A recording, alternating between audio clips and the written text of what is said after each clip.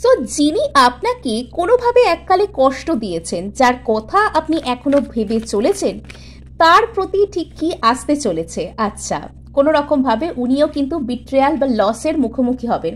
এই বিট্রেয়াল ওনার সাথে করবে ওনার খুব কাছাকাছি ফ্যামিলির লোকেরা।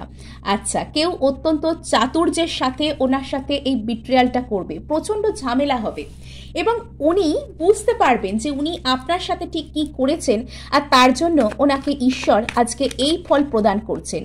আচ্ছা, সো ওনার লাইফে না বিভিন্ন দিক থেকে অভাব বলুন বা যে কোনো রকম কষ্ট বলুন, সেটা কিন্তু ম্যানিফেস্ট হবে সমস্ত দিক থেকে।